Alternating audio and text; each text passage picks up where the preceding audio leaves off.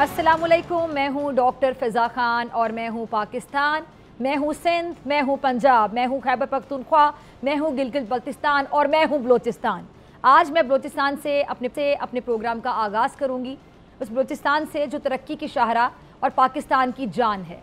ये रास्ता जितना हमवार और कुशादा होगा, पाकिस्तान के माशी मसाइल उतनी ही तेज़ी से हल और हम खुशहाल होंगे।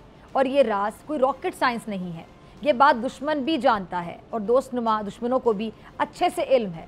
इसीलिए वो इस शाहराह पर गड्ढे खोदने, बारूदी सुरंगें लगाने और घात लगाकर हमलों से बाज नहीं आते। उनकी भरपूर कोशिश रहती है कि बलूचिस्तान पर ज़ख्म लगते रहें, लहू बहता रहे। बलूचिस्तान रकबे के लिहाज से पाकिस्तान का सबसे बड़ा सूबा है और कोई शक नहीं कि बलूचिस्तान का बड़ा इलाका पसमानदगी की तारीकी में तुलुए सहर का मुंतज़िर है। लेकिन इस सच के साथ ये तल्ख हकीकत भी जुड़ी हुई है कि इसका महल वकू इंतज़ामी पेचीदगियाँ, समाजी मसाइल, नाख्वानगी और कबायली सरदारी निज़ाम ये रात ढलने नहीं देता। कुदरत ने बलोचों को बेहतरीन सलाहियतें दी हैं।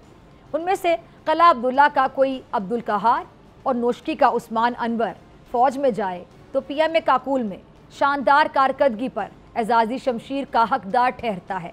नासा अपने खलाई रॉकेट का डिजिटल कंटेंट बनाने के लिए माहिरीन तलाश करता है तो उसकी नज़र इंतखाब गवादर के चिराग बलोच पर रुकती है और वो उसे मुंतखब करता है। यहाँ कैच के यार जान अब्दुल समद को मौका मिलता है तो वो खलाई साइंसदान बनकर कैम्ब्रिज यूनिवर्सिटी का फ़ख्र कहलाता है। फिर बलूचिस्तान अपने स्ट्रैटेजिक महल वकू, कई अहम तिजारती रास्तों की वजह से जनूबी एशिया, वस्ती एशिया और मशरक़ी वस्ता के लिए अहम तरीन स्ट्रैटेजिक गुजरगाह है जो हमसाया ममालिक की मुआशी तिजारती सरगर्मियों को आसान बना सकती है। बलूचिस्तान मादनी वसाइल से माला माल भी है और यहाँ सिर्फ रेकोर्डिक में 65 अरब डॉलर का तांबा है। यहाँ ज़ियारत और कल्लात में एलुमिनियम के वसी ज़खायर मौजूद हैं और बाज़ इलाकों की ज़रखेज़ ज़मीन अनाज उगलने को बेताब है।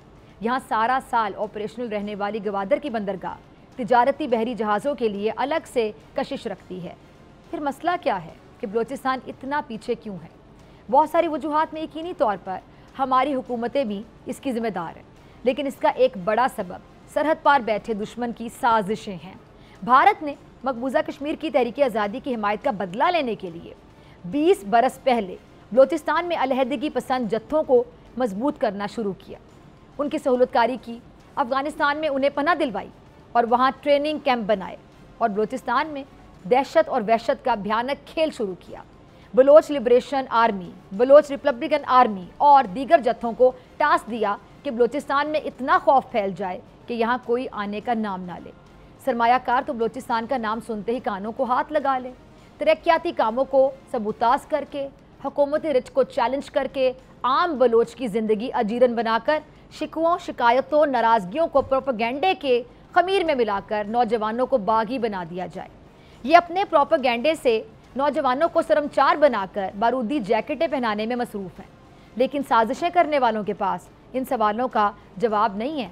बलोचों की एक कसीर आबादी 909 किलोमीटर सरहद पार ईरान में भी है, जहां ईरान से अलहदगी किसी के जहन में है और ना ही ईरान के अंदरूनी जोग्राफियाई, सियासी, समाजी और इक्तिसादी अवामिल ऐसे किसी नज़रिए को पनपने नहीं देते और इसीलिए गैर जानिबदार तजियाकार आज़ाद बलूचिस्तान के तसव्वुर को फंसाने से ज़्यादा अहमियत नहीं देते हैं।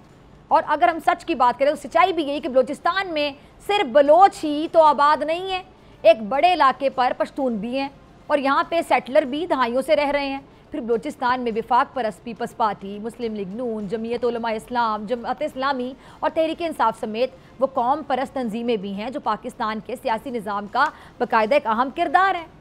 और पाकिस्तान की बड़ी सियासी जमातें कौम परस्त बलोच सियासी जमातों से इल्हाक करके ना सिर्फ सूबे और विफाक में हुकूमतें बनाती रही हैं, बल्कि बलूचिस्तान ने तो मीर ज़फ़रुल्लाह खान जमाली की सूरत में वज़ीर आज़म भी दिया।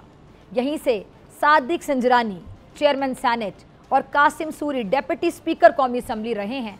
फिर पाक फ़ौज के 2 सिपा सालार जनरल मोहम्मद मूसा और जनरल अब्दुल वहीद काकड़ भी इसी बलूचिस्तान के सपूत थे।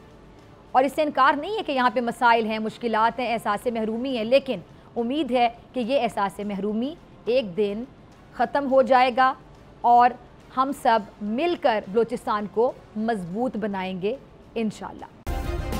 सब्सक्राइब करें और बेल दबाएं ताकि कोई खबर रह न जाए।